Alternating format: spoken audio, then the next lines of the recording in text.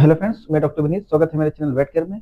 आज इस वीडियो में हम बात करने वाले हैं मेस्टाइटिस के बारे में, यानी थनैला के बारे में, जो कि आप देखते हैं जो गाय भैंस हैं उनमें हमें बहुत ज़्यादा जो है वो ये केसेस देखने को मिलते हैं मेस्टाइटिस के इसमें। और टीथ है, अडर है, उनको भी काफ़ी जो है वो डैमेज पहुंचता है। तो उस वजह से ये एक खतरनाक बीमारी है, समय रहता है इसका इलाज होना चाहिए। तो हम बात करते हैं मेस्टाइटिस के बारे में। तो जो मेस्टाइटिस है, मेस्टाइटिस हम बोलते हैं यानी कि जो अडर होता है उसका इन्फ्लामेशन है, टीट्स में इन्फ्लामेशन थलाइटिस हो जाती है। तो जो मेनली अडर का जो इन्फ्लामेशन होता है उसे हम मेस्टाइटिस कहते हैं। इन्फ्लामेशन में हमें देखने को मिलता है कि उसमें थन में सूजन आ जाती है, थन गर्म हो जाता है, जब उसको हम टच करते हैं, छूते हैं तो वो हमें गर्म लगता है, और उसमें पेन होता है, और साथ में उसमें जो है कलर यानी वो थोड़ा सा रेड की तरफ हो जाता है। तो ये सारी चीजें हमें जब देखने को मिलती हैं तो वो एक तरीके का इन्फ्लामेशन होता है। अब हम बात करते हैं कि थनैला को हम कितने कैटेगरीज में रखते हैं। तो ये मेनली ये 3 स्टेजेस इसकी होती हैं। पहली जो है वो होती है क्लिनिकल, और दूसरी है सब क्लिनिकल मेस्टाइटिस। सब क्लिनिकल मेस्टाइटिस में हम देखते हैं जैसे एक्यूट फॉर्म होती है और क्रोनिक फॉर्म होती है। एक्यूट फॉर्म ये होती है कि जल्दी तुरंत, कि आज जैसे आज आप शाम को आपने जो है वो मिल्किंग की और सुबह देखा कि उसका जो थन है वो उसमें सूजन है, तो एक तरीके की बहुत जल्दी तीव्र होने वाली जो प्रक्रिया है उसे हम बोलते हैं एक्यूट एक्यूट जो है स्टेज होती है, एक्यूट मेस्टाइटिस होती है। एक्यूट मेस्टाइटिस में हम देखते हैं कि उसमें स्वेलिंग आ जाती है, और जो है बॉडी टेम्परेचर थोड़ा बढ़ जाता है, और अडर में स्वेलिंग आ जाती है, कभी कभी टीथ में भी स्वेलिंग आ जाती है, थन जो है उसके फूल जाते हैं।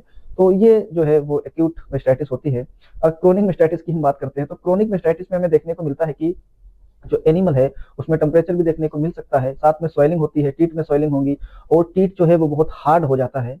हार्ड के साथ में जो अडर है, अडर में भी हार्डनेस आ जाती है, ऐसा लगता है कि फाइब्रोसिस हो गई है, फाइब्रोसिस हो जाती है, पत्थर जैसा जो है वो हो जाता है हार्ड। और हो सकता है कि मिल्क में जो है वो ब्लड आने लगता है, खून आता है दूध के साथ, या दूध में छिछड़े आते हैं, फटा हुआ दूध आने लगता है, या पस आने लगता है, बदबूदार दूध आने लगता है।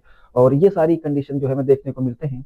और हमें ये भी देखने को मिलता है कि इस केसेस में होता क्या है कि कभी कभी थन जो है वो कटने लगता है, वहां पे घाव हो जाता है, ऊंड हो जाता है, और वहां से थन कट के गिर भी जाता है अगर प्रॉपर तरीके से और समय से अगर ट्रीटमेंट ना किया जाए। तो ये सारी कंडीशन हमें देखने को मिलती हैं। और थनैला की हम बात करते हैं कि इसके काजेस क्या हैं, इसके क्या कारण हो सकते हैं। तो यह एक तरीके का बैक्टीरियल जो है वो डिजीज होती है। बैक्टीरिया इसके लिए रिस्पॉन्सिबल होता है। जो बैक्टीरिया होता है वो जो टीथ कैनाल होती है उससे क्या होता है कि वो उसकी ओरिफिस से इंटर कर जाता है बैक्टीरिया अंदर, और वो अंदर जाके जो है वो इन्फेक्शन करता है, उससे जो है वो मेस्टाइटिस हो जाती है। अब हम बात करते हैं कि थनैला होने के लिए कौन से बैक्टीरिया जैसे कि रिस्पॉन्सिबल हो सकते हैं। उसके लिए जो बैक्टीरिया हैं जो कि रिस्पॉन्सिबल होते हैं मेस्टाइटिस के लिए, जैसे कि ई कोलाई हो गया, इरिस्टिया कोलाई, या फिर जो होता है वो स्ट्रेप्टोकोकस ऑरियस है, या स्टेफाइलोकोकस स्पीसीज है, या कॉर्निबैक्टीरियम है स्पीसीज। तो ये सारी जो बैक्टीरिया है ये मेस्टाइटिस को काज करती हैं, और ये टीथ के थ्रू जाके अंदर इन्फेक्शन करती हैं। तो इस तरीके से इसके कारण होते हैं। और इसके हम कारणों की बात करें तो जैसे कि कभी कभी होता है कोई इन्वायरमेंटल फैक्टर भी जो है वो मेस्टाइटिस के लिए रिस्पॉन्सिबल हो सकता है, या फिर इंजरी, यानी कि अगर उसके अडर में या थन में किसी तरीके से चोट लगती है, चाहे वो पशु पैर चला के खुद से चोट मारे या किसी भी अदर रीजन से ऐसा हो सकता है।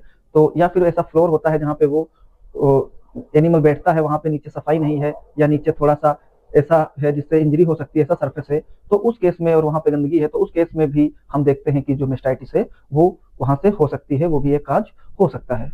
तो ये हो गया जो है वो क्लिनिकल मेस्टाइटिस जो मैंने आपको बताया। अब हम बात करते हैं एक होता है सब क्लिनिकल मेस्टाइटिस। सब क्लिनिकल मेस्टाइटिस का ये होता है कि उसमें कोई भी सिम्टम्स, जैसे मैंने आपको बताया, स्वेलिंग होना, फाइब्रोसिस होना, या ब्लड आना, या पस आना थन से दूध के साथ, या दूध का नहीं ही आना, ऑब्स्ट्रक्शन भी हो जाता है क्लिनिकल मेस्टाइटिस में, जो थन है वो बंद हो जाता है, उसका ओरिफिस बंद हो जाता है, या गांठ हो जाती है।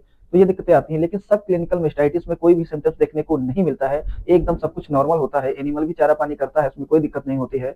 लेकिन हम देखते हैं कि जो मिल्क का प्रोडक्शन है, जो दूध का प्रोडक्शन है वो कम हो जाता है, और उसके चलते जो है हम जो कैलिफोर्निया टेस्ट करते हैं तो उसमें हम जो है वो पॉजिटिव पाते हैं मेस्टाइटिस के लिए। तब उससे पता चलता है कि ये सब क्लिनिकल मेस्टाइटिस है, उसमें कोई सिम्टम्स हमें देखने को नहीं मिलते हैं। तो यही अंतर होता है क्लिनिकल मेस्टाइटिस और सब क्लिनिकल मेस्टाइटिस में, जैसा कि मैंने आपको बताया।